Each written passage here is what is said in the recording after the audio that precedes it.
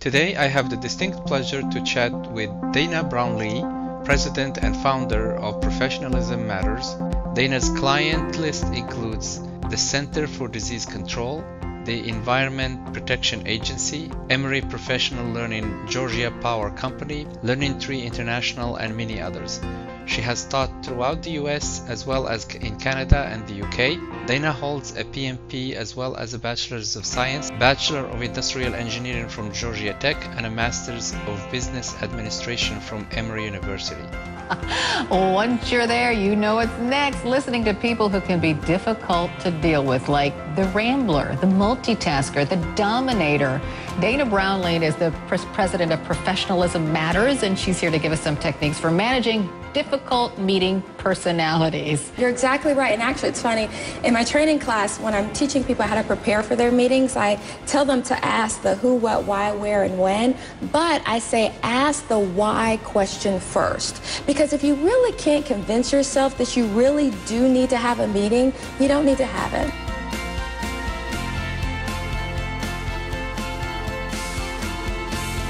Because one of the mistakes most leaders make is they get in those public settings and nobody says anything, and they actually think things are okay. Or they throw out their idea, oh, I think we need to figure out how to make peanut oil into jet fuel. What does everybody else think? Oh yeah, that's great. And then as soon as the meeting's over, they're over by the Coke machine, having what I call the meeting after the meeting, and they're like, oh, you know he's on crack. There is no way that is going to happen. That's just another knucklehead, pea brain idea from Jim.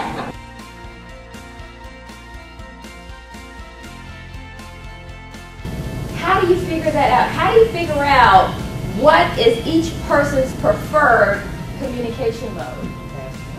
Ask them. How obvious is that? But how often do we do it? Not often. What do? We just keep emailing. Just keep emailing.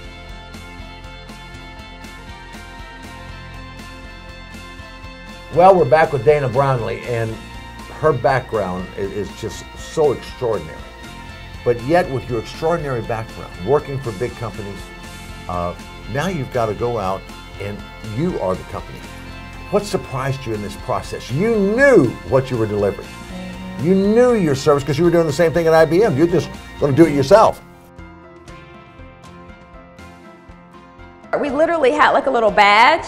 And so one of our ground rules with our teams was each meeting we would rotate who wore the badge.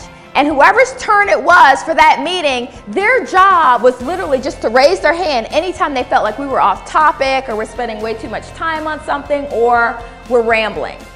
She said, what if the dominator is your boss? And I'm just laughing inside because I speak a lot and I've spoken at a lot of project management conferences around the world. And I tell you what, it's at least always the third question is what if the issue is my boss or my manager? I think that's my situation. I know, that's yours because you're probably sitting next to your boss. Talk about idea number 5. It's really intriguing. These super high occupancy vehicles. You must have at least 3 people in the car. What do you guys think about that? Cindy, that was yours? Yes. Oh, I like that idea.